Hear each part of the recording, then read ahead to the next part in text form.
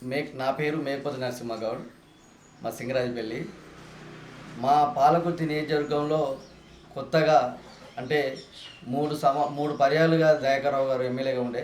ఇప్పుడు ప్రస్తుతం యశ్వేశ్వరరెడ్డి అని కాంగ్రెస్ వారు మా గ్రామానికి ఇప్పటివరకు ఎక్కడ కూడా ఏ అభివృద్ధి కార్యక్రమాలు కూడా ఇంతవరకు కనిపించలేదు.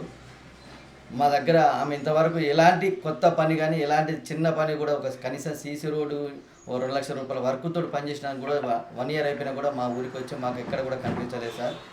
ఇప్పుడు మాకైతే ఒక విషయం చెప్పాలంటే, మొన్న మా గ్రామం నుంచి మేము సందర్భంలో గ్రామ పంచాయతీ కాడ కోతుల బెడద గురించి మాట్లాడుకుంటుంటే కాంగ్రెస్ లీడర్లను మేము అందరం కలిసి కూర్చొని మా గ్రామ పంచాయతీ కానీ మాట్లాడుకుంటుంటే కోతుల గురించి ఎట్లా పరిష్కారం అంటే, మరి ఆ రోజు అన్నారు కదా మన ఎమ్మెల్యే గారిని రప్పిరని చెప్పానంటే మా ఎమ్మెల్యే గారికి చెప్తే వచ్చే పరిస్థితి ఏం లేదని చెప్పని మన గ్రామంలో మన అందరం కలిసి నిర్ణయించుకొని చెప్పన్నారు సార్. అనుకుంటూ వాళ్ళ సందర్భంలో వాళ్ళ కార్యకర్తలు కొంతమంది ఆ గ్రామ పంచాయతీ ఎందుకు ఓటేసినామో ఏం ఓటేసినామో మాస్టర్ మీద ఎవరికి ఏ ఓటేసినామో ఝాన్సీ రెడ్డికి వేసినామా యశస్విరెడ్డికి వేసినామా అని అర్థం కాని పరిస్థితి ఉంది.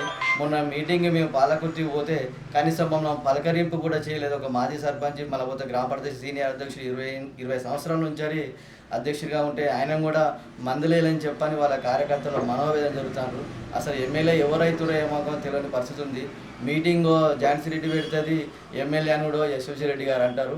వాళ్ళు ఈ పాలకుర్తి గడ్డ మీద అడుగుపెట్టిన కంచె వాళ్ళు మొదట్లో ఏం చెప్పారు, మేము స్వచ్ఛందంగా వచ్చి గ్రామం కోసం మేము స్వచ్ఛందంగా మా డబ్బులు ఖర్చు పెట్టుకున్నా కూడా ఈ నియోజకవర్గంలో మేము అభివృద్ధి చేస్తామని చెప్పని ప్రజలను నమ్మించి ఇలా మమ్మల్ని మా కార్యకర్తలను కానీ ఈ నియోజకవర్గ ప్రజలను కానీ మోసం చేస్తున్నారు వాళ్ళు.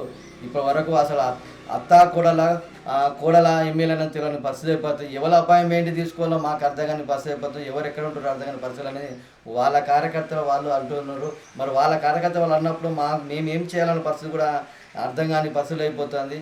తక్షణమే కానీ వాళ్ళ ఇరువైపుల నుంచి వాళ్ళ కుటుంబం నుంచి యశ్వరెడ్డి ఎమ్మెల్యేగా నేనే ఎమ్మెల్యే, నేనే బాధ్యత, ఈ నియోజకవర్గానికి నేనే బాధ్యత తీసుకొని అభివృద్ధి చేస్తా అని చెప్పని వరకు ఇప్పటి వరకు కానీ ఎమ్మెల్యే గారు ఒక మాట కూడా అనటం లేదు.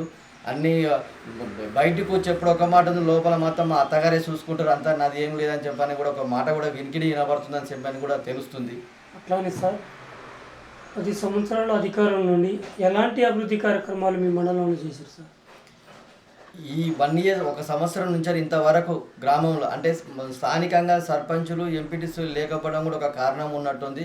మరి అధికారులతో ప్రజాపాలన కార్యక్రమాన్ని నడిపిస్తున్నారు, కానీ అధికారులు కూడా వాళ్ళని అడిగేవారు ఎవరు లేకుండా అయిపోయి కనీసం గ్రామాల పరిస్థితి ఏంటిది, ఏం కథ, ఏం సమస్యలు. ఇప్పుడు వీధి లైట్ల పరిస్థితి మా గ్రామం కాడికి వస్తే వీధి లైట్లు చాలా వరకు వెలగడం లేదు.